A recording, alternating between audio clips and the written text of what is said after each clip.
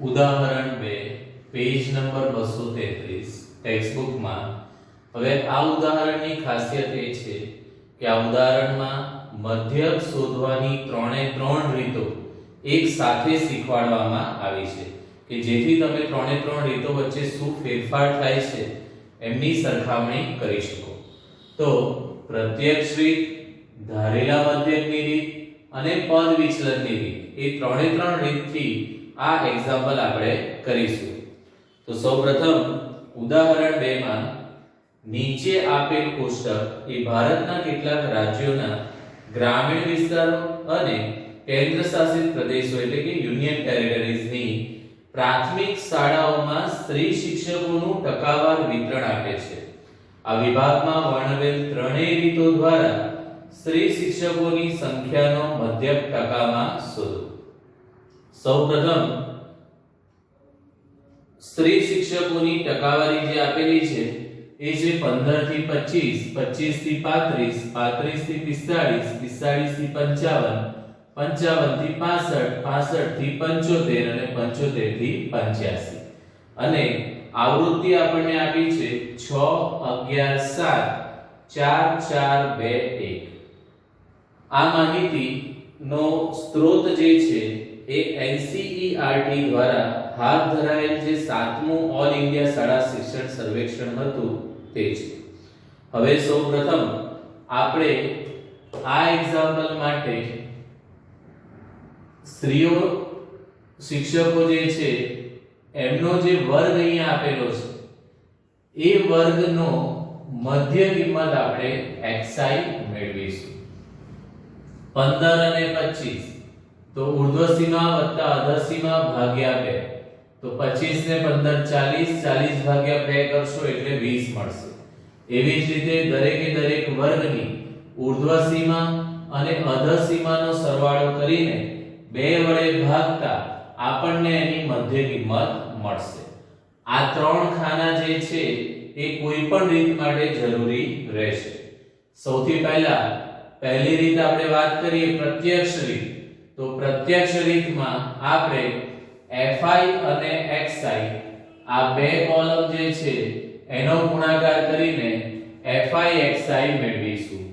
fi xi એટલે fi અને xi નો ગુણાકાર.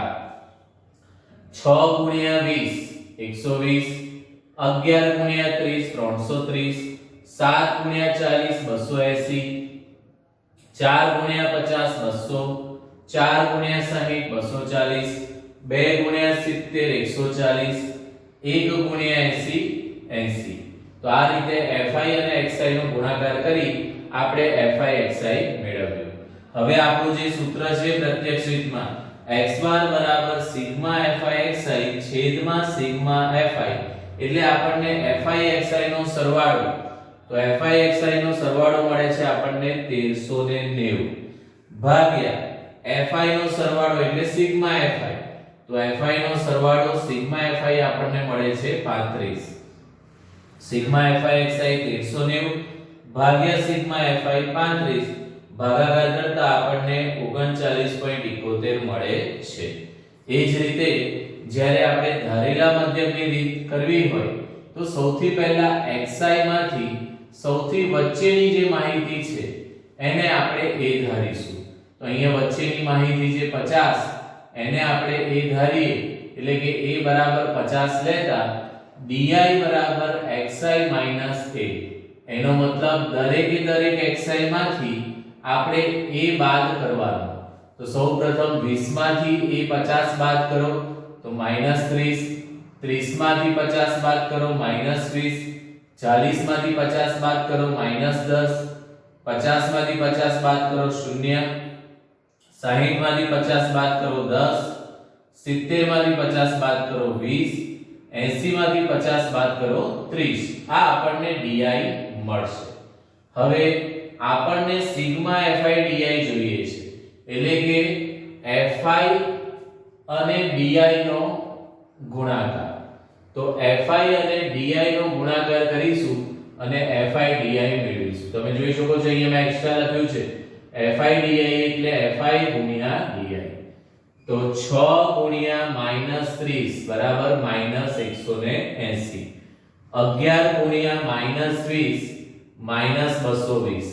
7 ગુણ્યા -10 બરાબર -70. 4 ગુણ્યા 0 0. 4 ગુણ્યા 10 40. 2 ગુણ્યા 20 40 અને 1 ગુણ્યા 30 30. અને FIDI નો સરવાળો એટલે કે સિગ્મા FIDI બરાબર -360. આપણને સૂત્રમાં a જોઈએ છે, a ની કિંમત છે 50, સિગ્મા FIDI જોઈએ છે એ છે -360 અને સિગ્મા FI જોઈએ છે એ છે 35. તો આપણું સૂત્ર x બાર બરાબર a વત્તા સિગ્મા FIDI ભાગ્યા સિગ્મા FI, જ્યાં 50 વત્તા -360 ભાગ્યા 35. તો 360 ભાગ્યા 35 કરતા 10.29 મળે છે. પ્લસ માઈનસ માઈનસ રહેશે અને 50 માંથી 10.29 બાદ કરીશું એટલે જવાબ મળશે 39.71. એવી જ રીતે ત્રીજી રીત છે પદ વિચલનની રીત. આ રીતનો ઉપયોગ આપણે ત્યારે જ કરી શકીએ જ્યારે જે વર્ગ આપ્યા છે એની વર્ગ લંબાઈ સમાન હોય અને એ જે વર્ગ લંબાઈ છે એને જ આપણે h ધારીએ છીએ. તો જેમ કે અહીંયા વર્ગ લંબાઈ તમે જોઈ શકો છો કે 15 થી 25, 25 થી 35, તેમાં ઉર્ધ્વ સીમા માઈનસ અધર સીમા 25 માઈનસ 15 બરાબર 10, 35 minus 25 10, 45 minus 35 10, 55 minus 45 10, 65 minus 55 10, 75 minus 65 પણ 10 અને 85 માઈનસ 75 પણ 10. અહીંયા વર્ગ લંબાઈ સમાન આવે છે એટલે કે બધાને 10 વડે આપણે ભાગી શકીશું એટલે h બરાબર 10 લીધું અને ui બરાબર xi માઈનસ a એટલે કે di જે આપણે મેળવ્યો તો એના ભાગ્યા h. તો di આપણને જે મળ્યો તો -30 ભાગ્યા 10 -20 ભાગ્યા 10 -10 ભાગ્યા 10 0 ભાગ્યા 10 10 ભાગ્યા 10 20 ભાગ્યા 10 30 ભાગ્યા 10 એટલે આપણને કિંમત મળશે -3 -2 -1 0 1 2 અને 3. આ જ વસ્તુ આપણે એવું પણ કહી શકીએ કે જ્યારે વર્ગ લંબાઈ સમાન હોય તો જ્યાં આપણે મધ્યક ધાર્યો છે એની સામે ui શૂન્ય આવશે, એની ઉપર -1 -2 -3, નીચે +1 +2 +3. એ પણ ધ્યાનમાં લેવું.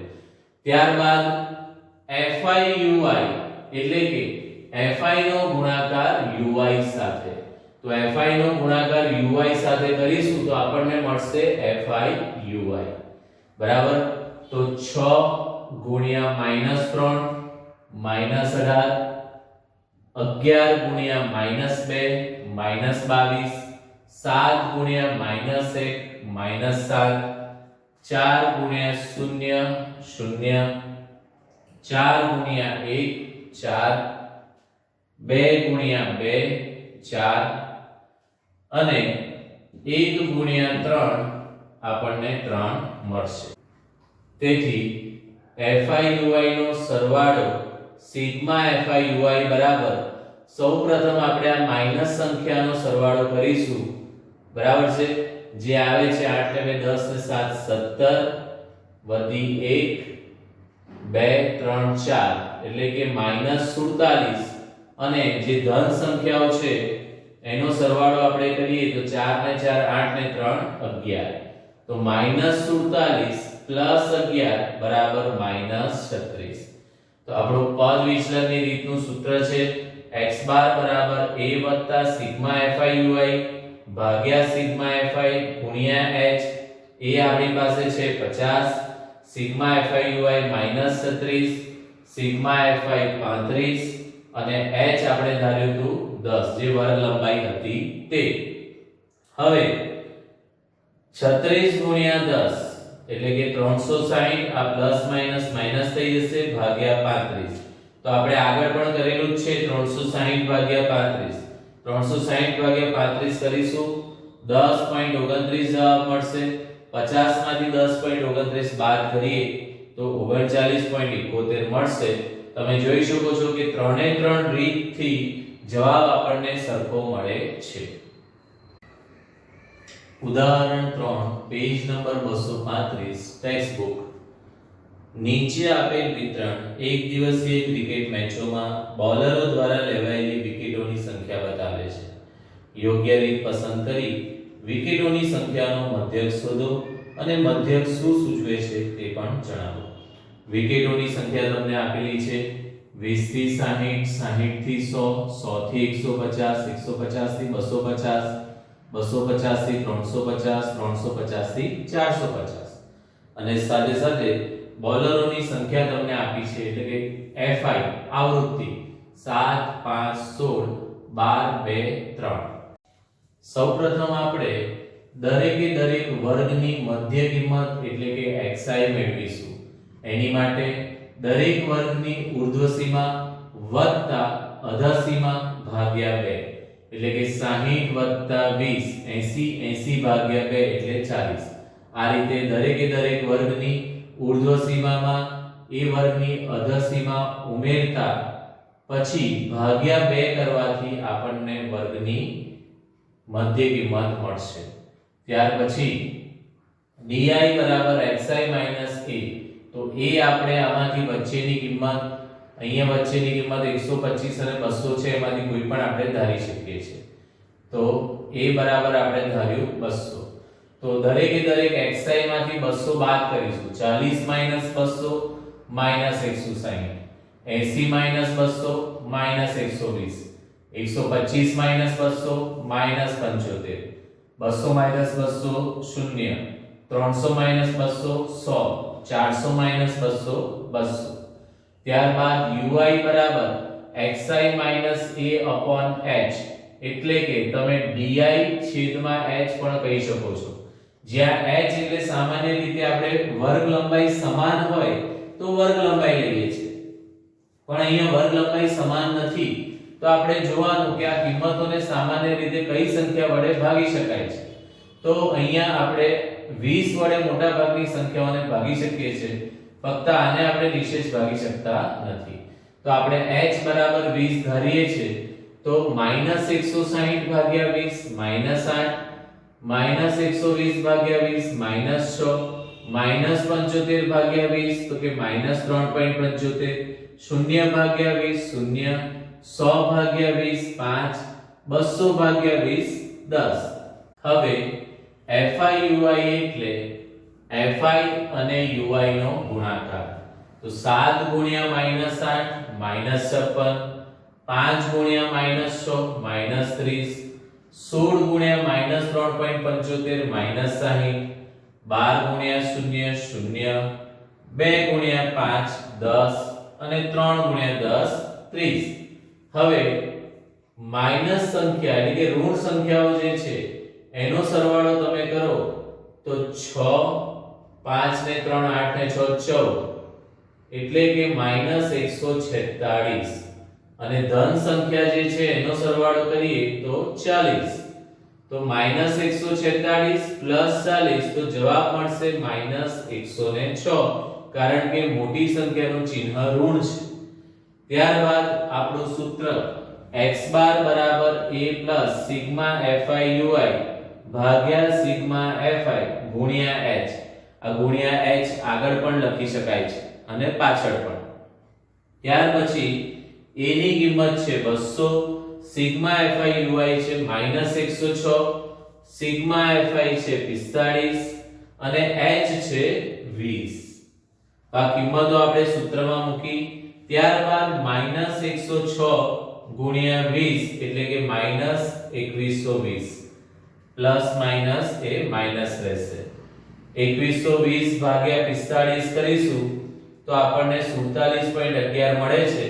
200 માંથી 47.11 બાદ કરતા આપણને જવાબ મળશે 152.89. એનો અર્થ એ થશે કે 45 બોલરોએ એક દિવસીય ક્રિકેટમાં સરેરાશ 152.89 વિકેટો લીધી છે.